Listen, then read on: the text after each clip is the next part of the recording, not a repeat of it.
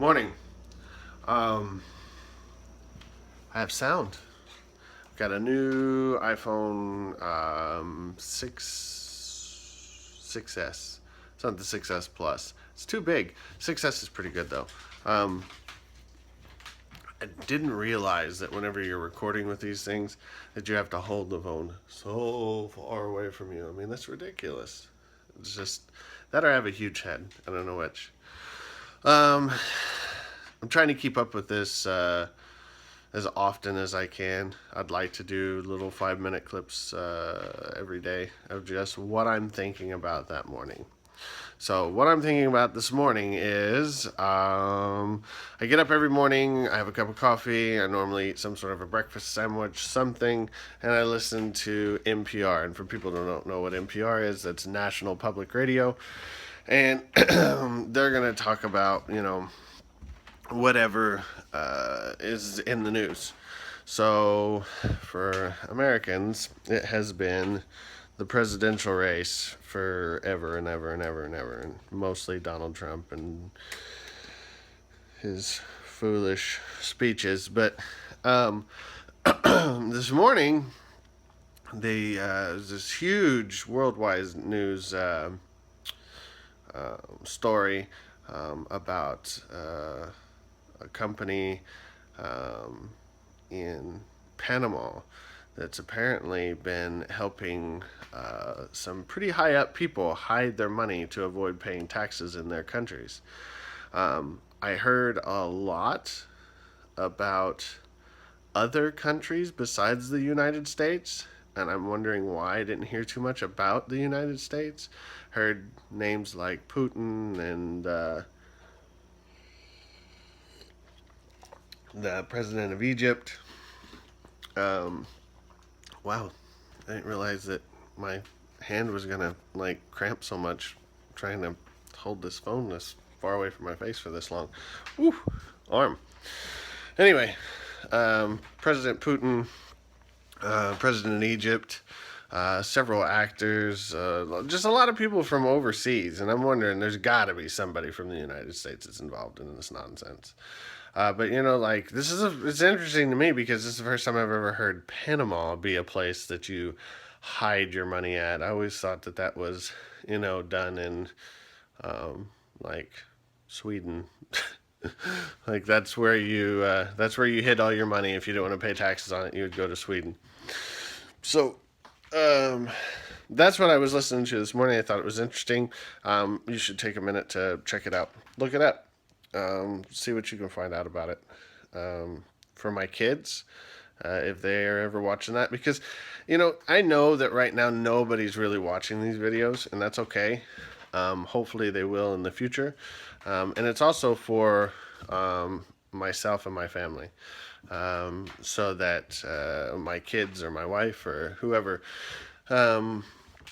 or my parents or siblings, whatever, if they ever wanted to see what I was thinking about at this time in my life, they can watch these videos.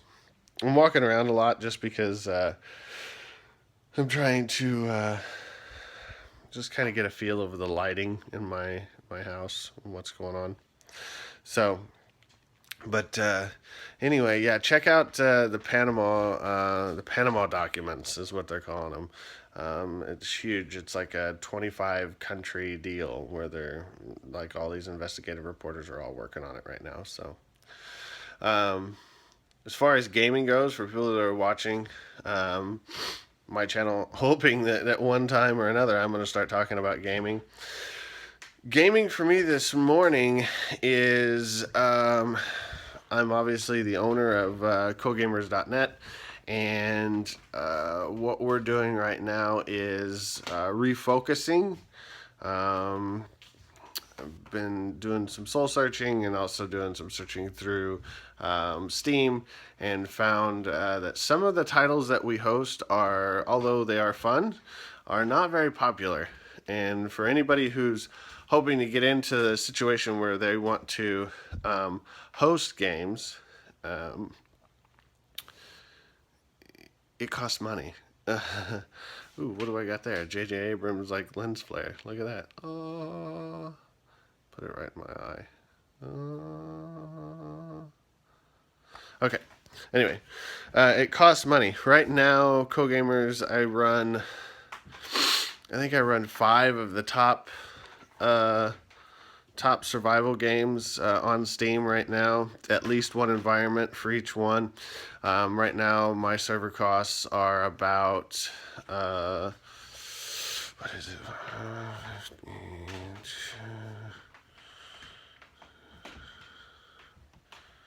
It's about $208 a month. Does that sound about right? Yeah, it's $208 a month. And that's cost. That's free labor. That's free everything. Ooh, let's get this down here like this. So, and it takes a lot of time. So if you're wanting to get into it, make sure you have a love for it. And make sure that and don't expect that you're going to be making a whole bunch of money right off the bat, because you're not. I've been doing this for a year now. The best we've been able to do is break even. You're a needle in a haystack whenever you're hosting games. A good example is Ark Survival Evolved.